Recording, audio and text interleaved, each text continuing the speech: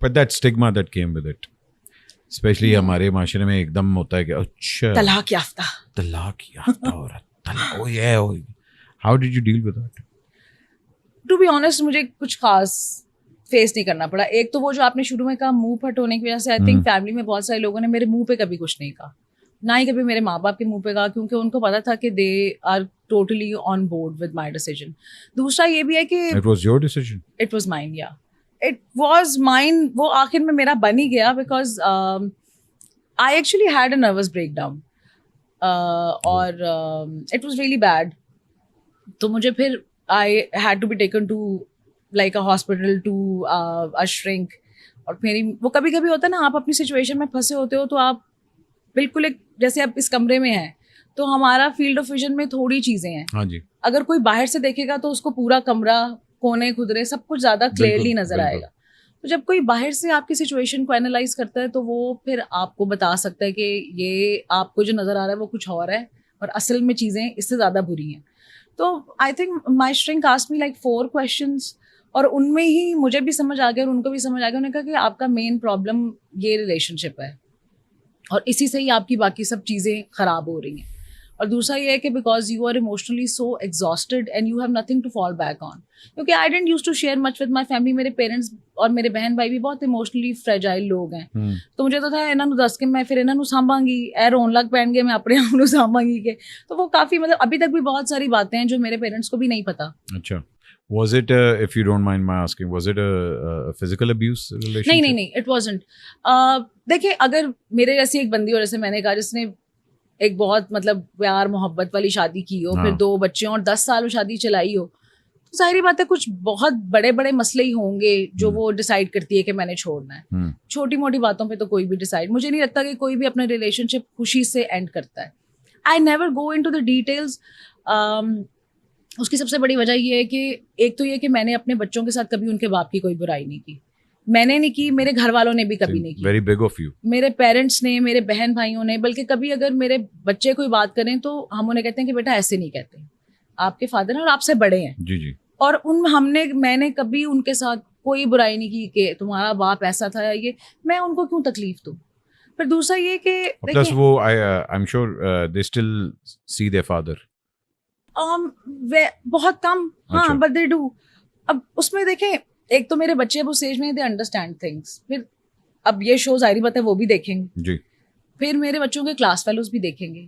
मेरे बच्चों के क्लास फेलोज के पेरेंट्स भी मुझे फॉलो करते हैं, उनकी टीचर्स भी मुझे फॉलो करती हैं. पीपल नो मी. तो अब मैं कोई ऐसी बात बताऊं किसी डिटेल में जाके, एक तो मेरे बच्चों का दिल बुरा होगा बातें सुन के अपने बाप के बारे में, मैं कोई बुरी बात क्यों करूं.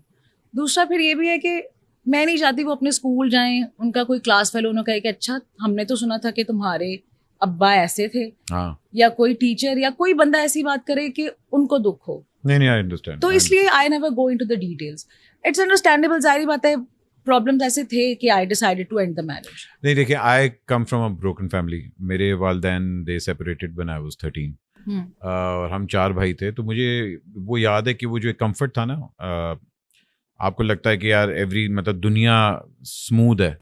और एकदम वो 13-14 साल की उम्र में जब हमें पता लगा कि अम्मा अब्बा अलग हो गए हैं, तो एकदम एक रियलिटी सिंक इन होती है और आपको लगता है ये क्या हुआ है. तो मेरा सबसे बड़ा जो सपोर्ट नेटवर्क था वो मेरे भाई थे. हम चारों भाई एक साथ बड़े मतलब करीब थे और ये सारा कुछ. What was your support network at that time? I think my parents and my siblings, my friends, I've been extremely lucky. मुझे ज़िंदगी के हर मोड़ पे बहुत अच्छे दोस्त मिले हैं, मतलब जो शायद मेरी फैमिली से भी बहुत ज़्यादा करीब है.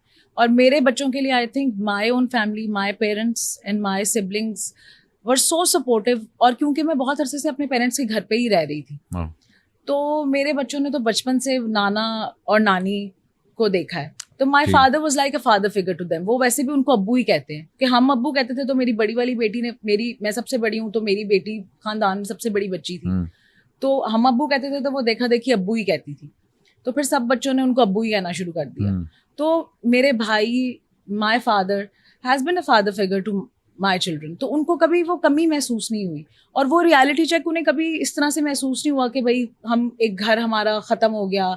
या और मुझे ब्रोकन फैमिली से भी एक इशू होता है कि भाई आई थिंक ब्रोकन वो फैमिली है जहाँ पे बच्चे सुबह शाम एक कुत्ता खाना माँ बाप का देख रहे हैं, हाँ, घर में मेंटल या फिजिकल किसी भी किस्म का कोई अब्यूज देख रहे हैं, वो ज्यादा खतरनाक है बच्चों के लिए। बिल्कुल, बजाय इसके कि आप एक पेरेंट के साथ रहें लेकिन आप सुकून से रहें, आपको कोई इस तरह का कोई एक अपनी माँ रोती धोती नजर नहीं आ रही, अपना बाप जो है वो टेंस नजर नहीं आ रहा, तो वो ज्यादा बेहतर नहीं है कि बच्चे एक सुकून एक अच्छी जगह पे पल रहे हैं। बच्चों की पर्सनैलिटी के लिए बहुत जरूरी है। हाँ, क्योंकि ब्रोकन फैमिलीज तो आई गेस वो हैं जहाँ पे रोज सुबह शाम ये सब कुछ हो रहा है और बच्चे वो टॉर्चर देख रहे हैं।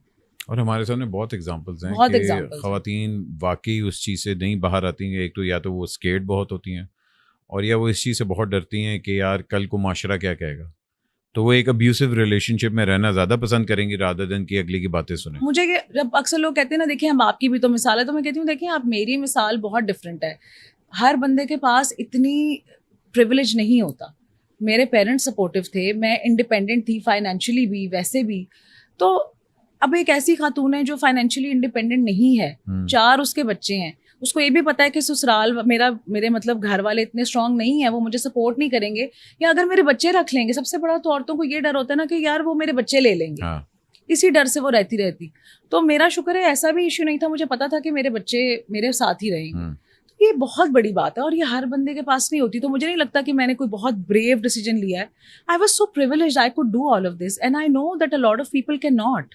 तो ये एक सैड हकीकत है हमारी सोसाइटी की कि लोगों को अब्यूजिव रिलेशनशिप में सिर्फ औरतों को ही नहीं, मर्दों को भी कई दफ़ा रहना पड़ता है। हाँ, अपनी मर्जी के नाम। मगर वो ये ना मर्द बेचारा अगर अब्यूसिव में होता हो तो कहना यार की हो गया तनु। मतलब एक हमारे मर्दों पे ये भी बड़ा स्टिग्मा होता है ना, वो बेचारे बोलते ही नहीं है, मेंटल हेल्थ के ऊपर नहीं बोल सकते, नहीं बोलते। हाँ, क्योंकि वो आप मतलब एक आपने मर्दों, ये भी पेट्रियार्की का ही एक मसला है कि आपने मर्दों को भी इतनी स्पेस नहीं दी कि वो बेचारे अपना इमोशन ही कोई खुल के बता सकें, और वही रिप्रेस्ड इमोशन कई दफ़ा वायलेंस बन के बाहर निकलते हैं। हाँ, ट्रू दैट। एनीवे, काफ़ी हमने सीरियस बातें की। एक तरफ मेडिसिन आप पढ़ रही हैं, दूसरी तरफ आपके अंदर ये जो अदाकारी के जलवे आ रहे हैं। किस पॉइंट पे आपको पहली दफ़ा रियलाइज़ हुआ था कि अच्छा I actually want to act या आई वांट टू मेक? ये मुझे हमेशा से यही करना था। I always wanted to be an actor. I basically wanted to be a singer. मुझे तो पॉप स्टार बनना था। I was a huge fan of I still am Michael Jackson and Freddie Mercury.